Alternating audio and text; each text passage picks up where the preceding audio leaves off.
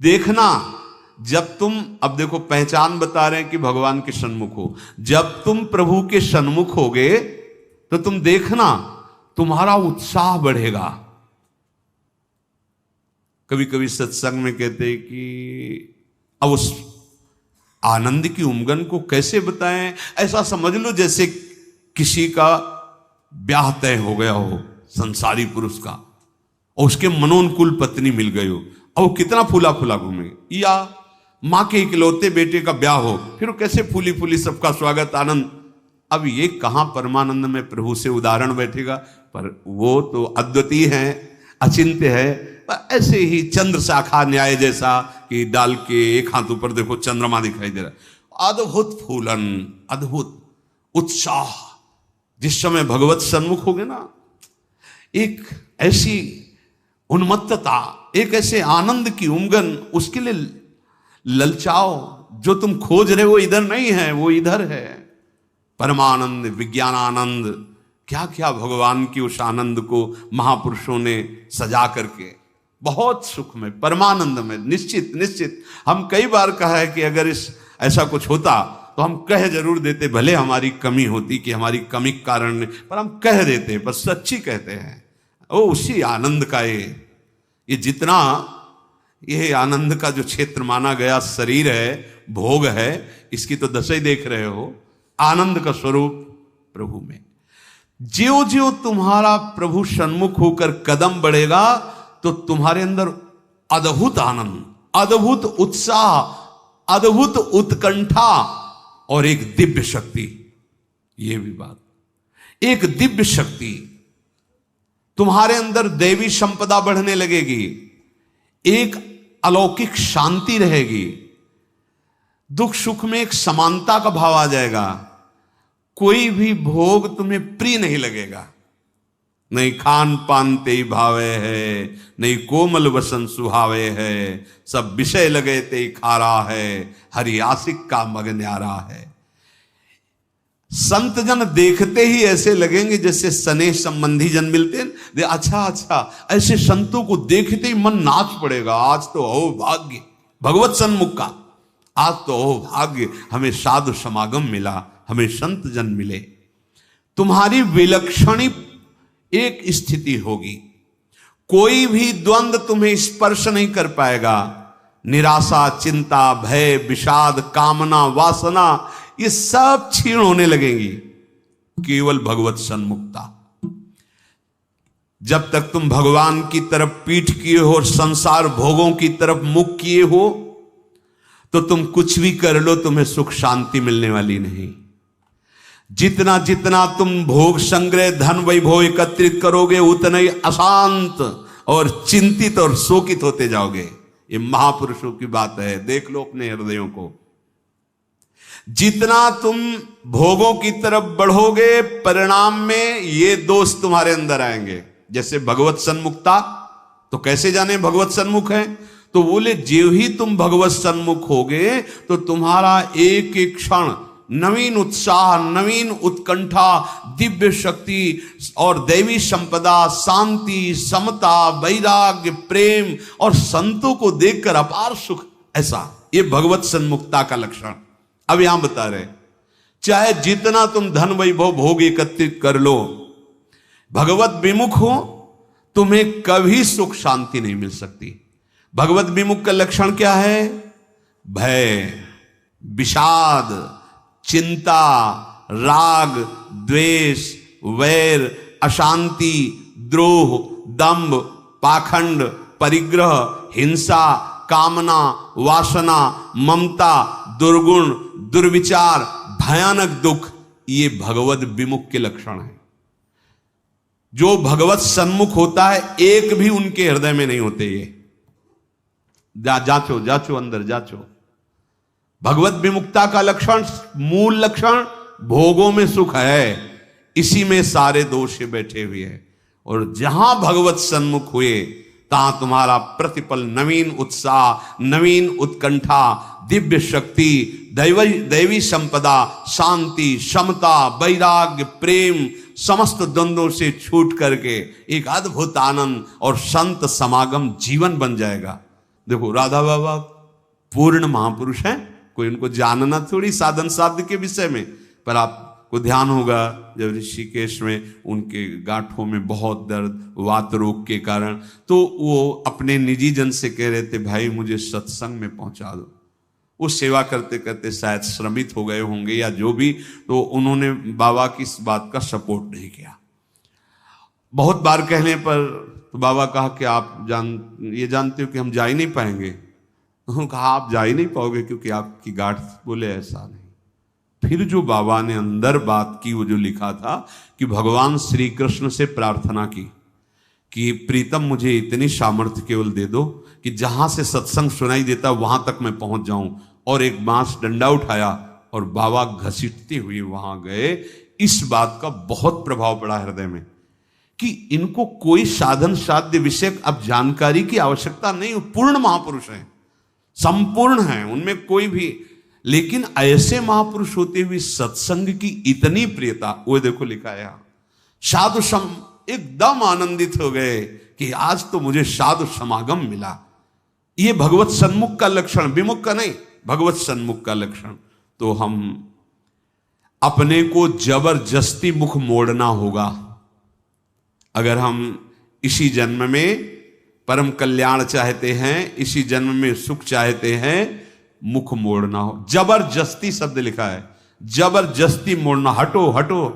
जैसे ये ना कि अब जिस तुम कगार पे खड़े हो, भारी दरार पड़ गई है, जबरदस्ती हटो नहीं तो गिरने वाले हो, धारा में तुम बह जाओगे, डूब जाओगे। ऐसे ही तुम्हारी वही दशा है जैसे हरी हरी घास खा रहा है बकरा और बकरी से सहवास कर रहा है और बड़ा सुख का अनुभव कर रहा है, पर वो कसाईवाड़े में बंद है। वो ये नहीं जान रहा कि अब की नंबर हमारा आ रहा है गड़ासा चलने का, वो नहीं जान पा रहा है। इसी प्रकार आप खान पान, शौक, मौज मस्ती, परिवार, सांसारिक सुख भोग रहे हैं, पर आपको पता नहीं कि काल के कसाईवाड़े में है। मौत का गड़ासा वो बिल्कुल तैयार किए हुए है, बस समय की देरी है, नंबर आपका ही है। सावधान। इसीलिए कह रहे जबरदस्ती भगवत सन्मुख करो अपने मन को, अपने तन को, अपनी वाणी को, अपनी चेष्टा को। कोई उपाय नहीं है बचने का।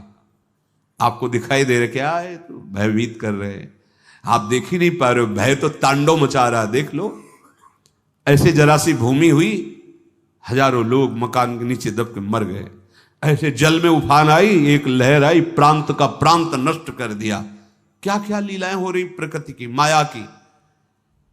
हमारा भी तो नंबर आएगा ना, कोई ना कोई तो आएगा, काल का रूप, कहीं ना कहीं कोई रोग, कोई घटना, कोई, और हम मस्त हैं जैसे बकरा हरी हरी घास खा रहा है, ऐसा ऐसा उसको लग रहा है हम बड़े सुखी, ये पता नहीं अगला नंबर हमारा है। तुमको बिना सूचना दिए, बिना राय के तुम्हारी मृत्यु तुम्हारा नाश कर देगी। मृत्यु किसी से राय लेती क्या कि अब हमारी प्रार्थना स्वीकार करें, हम अपना काम शुरू करें, यदि आपकी आज्ञा हो? ऐसा नहीं। अगर ऐसा हो तो कोई तैयार नहीं होगा, कोई नहीं तैयार होगा। बिना आपको सूचना दिए, बिना आपकी राय के वो आपका नाश कर देगी मृत्यु। इसलिए वो सहसा आप पर आक्रमण करेगी, उसके पहले आप सावधान हो जाओ। अब वो कब करेगी कुछ पता नहीं है, इसलिए आपको अभी से, इसी सेकंड से सावधानी करनी है। क्या? एक एक वृत्ति को कृष्णाकार कर दो, प्रियालाल के चरणों में लगा दो। बुद्धिमान उपासक सावधान, तुम्हारी जन्म के साथ ही मृत्यु पैदा हो चुकी तुम्हारी। कितने अनुभवी महापुरुष कह रहे सावधान, जब तुम्हारा जन्म हुआ था उसी समय तुम्हारी मृत्यु भी पैदा हो गई है। बस तुम्हारे साथ चल रही मृत्यु अवसर देख रही है, समय देख रही, जहां पूरा हुआ वो अपना काम कर देगी। इसलिए प्रतिक्षण तू मृत्यु की दृष्टि में है,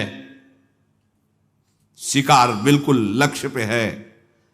मृत्यु का अंतिम स्पर्श तुम्हारा सर्वनाश कर देगा। शरीर, रुपया, पैसा, कामना, घर, मकान, पद, पदवी, सब।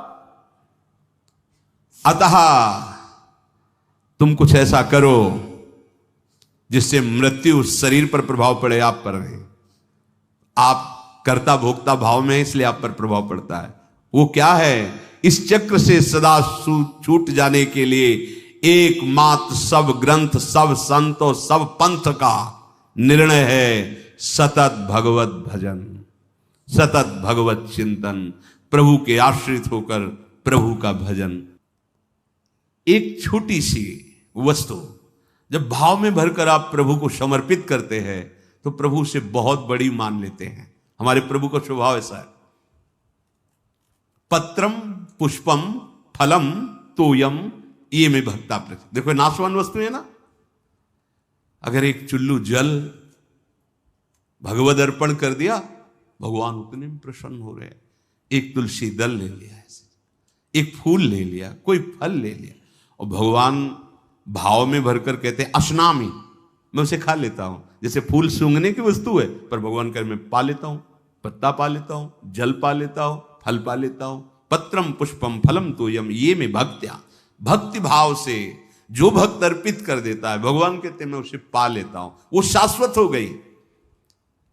दो प्रकार की बैंक है, एक मायाकृत बैंक, एक हरि बैंक। हरि बैंक में वही वस्तु जमा होती है जो त्वदीयम वस्तु गोविंदम तुभ्यमेव समर्पय से होता है। ध्यान रखना, आपके द्वारा दी हुई वस्तु आपको समर्पित है, ये हरि बैंक में जमा हो गया। अगर आप निष्काम भाव से करते तो भगवत प्राप्त हो जाएंगे, सकाम भाव से करते तो आपको बहुत आगे बढ़ करके मिलेगी। और यहां जो बैंक में मायाकृत जमा है ये सब रद्द, शरीर छूटा, सब व्यर्थ गया। मानव जीवन का एक एक क्षण इतना कीमती है कि उसके बदले में फिर कुछ नहीं है कि हम ये दे करके समय खरीद ले। तो ऐसे समय को केवल केवल महामहिमा में भगवान नाम स्मृति में लगाओ। सब चेष्टाएं हो रही, नाम जप कर रहे हैं, आपका बैंक बैलेंस बढ़ रहा है। एक एक नाम, जैसे कोई भूखा व्यक्ति एक एक कवल पाता है तो तुष्टि पुष्टि क्षुधा निवृत्ति होती जाती है, ऐसे ही एक एक नाम संसार से वैराग्य, अपने स्वरूप का ज्ञान और भगवान के चरणों में प्रेम, ये तीनों होते चले जा रहे हैं। पर जैसे बहुत भूख लगी हो तो दो चार कवल में और भूख बढ़ती नजर आती है, तृप्ति का बोध नहीं होता। आधे पेट होने के बाद फिर स्वाद और तृप्ति का अनुभव होने लगता है। फिर पूरा जब पेट भर जाता है तो कहना क्या है। ऐसे ही अभी हम थोड़ा भजन करते तो और जलन बढ़ रही है। यद्यपि वो संसार से वैराग्य, स्वरूप का ज्ञान और भगवत चरणारविंद में प्रेम, ये प्रारंभ हो गया है एक एक नाम से। पर जब आप 24 घंटे में कम से कम 12 घंटे का ऐसा अभ्यास बने कि हम भगवत स्मरण परायण, तो आधा पेट मानो हुए, फिर आपको स्वाद मिलने लगेगा। अनर्थ की निवृत्ति होते ही आनंद का स्फुरण होने लगेगा। पर एक एक नाम व्यर्थ नहीं जा रहा, गिनो या ना गिनो। किसी को भ्रम रहता अगर माला से गिनेंगे नहीं तो व्यर्थ चला जाएगा। अरे भाई, गिनना तो आपके मन को लगाने के लिए है। नाम तो अविनाशी है। राधा राधा बोला, नहीं गिनोगे तो फल नहीं मिलेगा क्या? कुछ लोगों को भ्रम होता है अगर गिना नहीं तो फिर वो संख्या ऐसे ही चली जाएगी, लिखा जाएगा नहीं। अरे गिनना केवल मन को लगाने के लिए है। नाम महामहिमा है, गिनो या ना गिनो। अब प्रेमी जन गिनने में नहीं रहते। हाँ, प्रेमी जन तो श्वास प्रश्वास अपने प्रीतम के नाम का वर्तमान में स्वाद ले रहे, उसका और कोई फल नहीं चाहिए। ये जिह्वा पे राधा राधा चल रहा है, हमें सब कुछ मिल गया, बस यही चलता रहे, हम भूलूं ना। इतना स्वाद, इतनी महासुख की वृत्ति उदय होती है। सामने प्रियालाल हृदय आनंद की उफान में, जिह्वा पे नाम, अब उसे क्या चाहिए? जो क्षण चला गया वो लौटकर दोबारा तुम्हारे जीवन में नहीं आएगा। बहुत बड़ा घाटा। अगर खाली चला गया तो बहुत बड़ी हानि, बहुत बड़ा छिद्र, बहुत बड़ी दोष वृत्ति हो गई। जरा सा भगवत विस्मरण में अंतर, माया का प्रवेश। का हनुमंत विपति प्रभु सोई, जब तो सुमिरन भजन न होई। श्वास प्रश्वास लगातार भगवन नाम का अभ्यास, भगवत स्मृति कहीं भी जा रहे हो, कोई भी कार्य कर रहे हो, किसी से भी कोई व्यवहार कर रहे हो, अंदर ही अंदर स्मरण, प्रभु का स्मरण न छूटने पावे। लाभ हरिवंश के नाम उच्चारण, लाभ इससे बड़ा कोई लाभ नहीं। राधा राधा हरि हरि, अगर नाम उच्चारण हो रहा अंदर, बहुत बड़ा लाभ मिल रहा है। 1,00,000 रुपया 1 घंटे में कमा लिया और हरि को भूल गए, किस काम में आएगा? और 1 घंटे बाद शरीर छूट गया, 1,00,000 रुपया कमा लिया है, हरि का नाम नहीं लिया, तो आएगा क्या हाथ? और 1 घंटे लगातार नाम जप किया है, भले हमारे पास लौकिक वैभव नहीं है, लेकिन ना तो संताप होगा, न शोक होगा, न चिंता होगी, न भय होगा, एक आनंद, और वो अनंत काल के लिए बैंक में जमा हो गया अविनाशी नाम। ये हमारी समझ में क्यों नहीं आ रहा? लाखों रुपया इकट्ठा कर ली, चिंता है, शोक है, भय है, नाना प्रकार की वासनाएं जल रहे, लाभ क्या मिला? नाम चल रहा है, माना कि आपके पास उतना ऐश्वर्य नहीं है, यथा लाभ संतोष, जितना प्रभु दिए पर आपका हृदय प्रफुल्लित रहेगा, भरोसा बहुत बड़े स्वामी का है, और एक एक नाम आपका जमा हो रहा है। सदगुरुदेव भगवान एक दिन बोले थे, एक एक सेकंड का तुम्हारे हिसाब होगा। ऐसा नहीं कि तुम नाम जप कर रहे हो, उनके लिए जल रहे हो, कष्ट सह रहे हो, तो तुम्हें किसी को बताने की जरूरत है। एक एक सेकंड का हिसाब होगा और आप निहाल हो जाओगे। वो एक एक सेकंड आपको देख रहा है, आपके एक एक सेकंड की वृत्ति का हिसाब होगा। बहुत उदार दानी हैं हमारे प्रभु, अति उदार भी सुंदर। ऐसे मालिक के सेवक हो, वो एक एक सेकंड देख रहा है और तुम्हारा हिसाब करेगा। बाहर से नाटक करोगे, भक्ति का दंभ करोगे तो समय लगेगा, दंभ पूर्वक भी भक्ति की व्यर्थ नहीं जाती। झूठा खेले साचा हो, एक दिन ऐसा झटका लगेगा माया का कि अपने आप सच्चाई पे खड़े हो जाओगे। वो बहुत खिलाड़ी है, उससे बड़ा कोई खिलाड़ी नहीं। करो करो दम, करो नाटक। अब वो अपना नाटक विस्तार करेगा और ऐसी जगह खड़ा करेगा जहां कोई नहीं, तब पुकारोगे हे हरि, तो बोलेगे आ जाओ, हम तो पहले ही बांह फैलाए बैठे थे, पहले ही तुम तो हमें केवल निमित्त बनाकर भोगों के लिए तुम चल रहे थे, लेकिन अब असलियत में पुकारा, आओ हम तुम्हारे स्वागत के लिए खड़े हैं। झूठा खेले, ये खेल ऐसा है, झूठा खेले साचा होए। अगर झूठ से भी कोई भक्ति करने लगे तो सच्चाई में भगवान उसे भक्त बना देते हैं। हाँ, जो कोई भक्ति करे कपट से, उसको भी अपनाऊं, साम दाम और दंड भेद से सीधे रास्ते लाऊं। साम दाम दंड भेद, सीधे रास्ते लाऊं, नकली से बनाऊं असली। यही मेरे मन में छड़ी भगत मेरे मुकुट मणि। मैं हूं भक्तन को दास, भगत में आह। कितने कृपालु स्वामी है।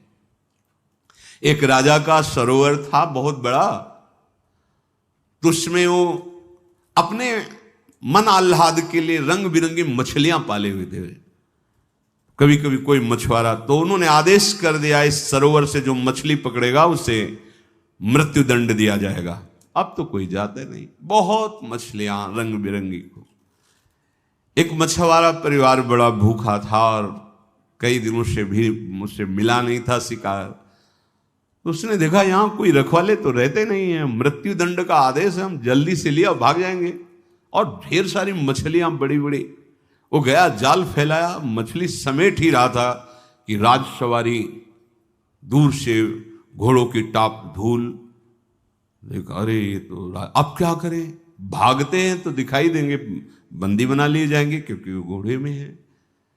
उसको लगा कि साधु बन जाना अच्छा है, बहुत बढ़िया उपाय है।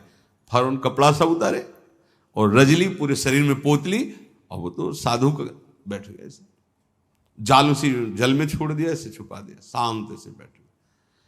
वो राजा निकल रहे थे तो देखा सरोवर पर कोई परमहंस बैठे, बोले हो भाग्य। दूर ही अपने सब राजशोभा को रोक दिया, सैनिकों को रोक दिया, नंगे पैर पाग उतार करके आए, साष्टांग दंडवत की। धीरे से हल्की आंख खोल, वो तो भयभीत है कि मृत्यु दंड मिलता,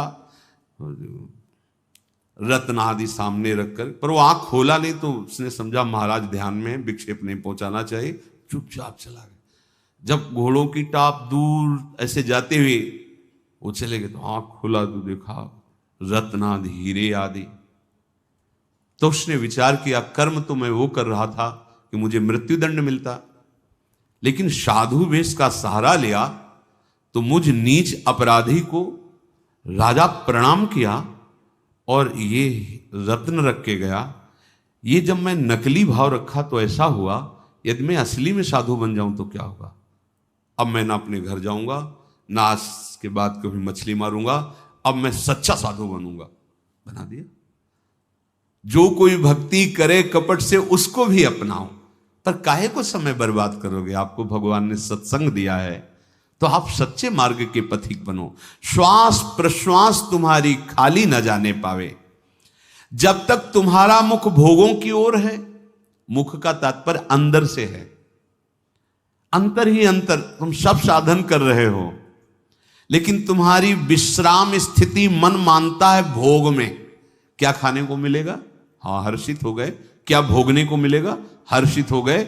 मतलब आप अभी भोगों के सन्मुख हैं। अंतर की बात देखना। जब तक तुम्हारा मुख भोगों की ओर है तो तुम कह रहे हो कि हम भगवत मार्ग के पथिक हैं, भगवत मार्ग में चल रहे हैं, पर तुम चल भोगों की ओर ही रहे हो, प्रभु की ओर एक कदम नहीं चल रहे हो। जैसे कई बार सत्संग में बताया है कि ये बिहारी जो हैं, आप मुख इधर करो छठी करा की तरफ और दौड़ लगा दो तो आपका हर कदम बिहारी जी से दूर होता चला जा रहा है। आप बहुत चल रहे हो लेकिन विपरीत चल रहे हो तो आप बिहारी जी से दूर होते चले जा रहे हो। और ये मार्ग है, लेट जाओ और लेट कर चलो तो समय आएगा पहुंच जाएंगे, क्योंकि आप सही मार्ग में चल रहे हो। आप ऐसे सोए सोए चलो, एक बार लेट गए 10 मिनट फिर लेट गए, फिर एक बार उठे फिर लेट गए, आप पहुंच जाओगे क्योंकि सही मार्ग है। समझो, भाव समझो। यदि आप भगवत सन्मुख हैं तो आपकी चाल धीमी होगी तो भगवान मिल जाएंगे, और आप भगवत विमुख हैं, भोगों के सन्मुख हैं तो दौड़ लगा लो। हर कदम आपका प्रभु से दूर होता चला जाएगा, आपको दूर करता चला जाएगा। यही भेद उपासक नहीं समझ पाता और पूरा जीवन लगा देता है।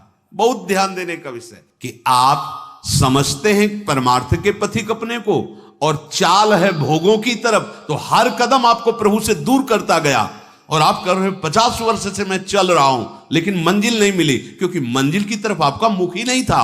आपका मुख था मंजिल के विपरीत। जो प्रतिकूल से वर्जनम स्थिति होनी चाहिए, वहां अपने अनुकूलता देखी और चल पड़े भोगों की तरफ, तो फिर क्या होगा। आप यही को कहते हैं आकर कि 20 वर्ष से मैं साधन में हूं। क्या साधन में हो? बहुत दौड़ने वाले हो, बहुत दौड़ाक हो, लेकिन विपरीत दौड़ रहे तो फायदा क्या हुआ। अरे धीमी भी चाल हो लेकिन अनुकूल चाल हो तो मंजिल पास है, दूर नहीं है। ये बहुत समझने की बात, बहुत समझने की बात। यही गलती हमसे होती है। महापुरुषों द्वारा स्वादनीय शास्त्र जिसकी जय घोष करता है, ऐसे नाम का अपमान कर रहे हो। तुम्हारे कदम किधर हैं? किधर है कदम तुम्हारे? तुम्हारी चाल किधर है? पहले देखो ना। अरे सन्मुख होए जीव मोई जमही, जन्म कोट यज्ञ नाश होते। मेरे प्रभु कहते हैं करोड़ों जन्म के पाप उसी क्षण नष्ट कर देता हूं जब सन्मुख होते। सन्मुखता का मतलब समझो। अंदर ही अंदर भोगों को विश्राम मान रहे हो, भोगों को सुख मान रहे हो, मान प्रतिष्ठा को जीवन का लाभ मान रहे हो, तो आपके सम्मुख कौन है? प्रभु हैं या मान प्रतिष्ठा है या भोग है या संसार है? क्या वेश रख लेना प्रभु की सन्मुखता होती है? क्या उद्देश्य क्या है तुम्हारा? उद्देश्य सन्मुखता होती है। उद्देश्य बहुत बार कहा है, उद्देश्य को आप ठीक कर लीजिए।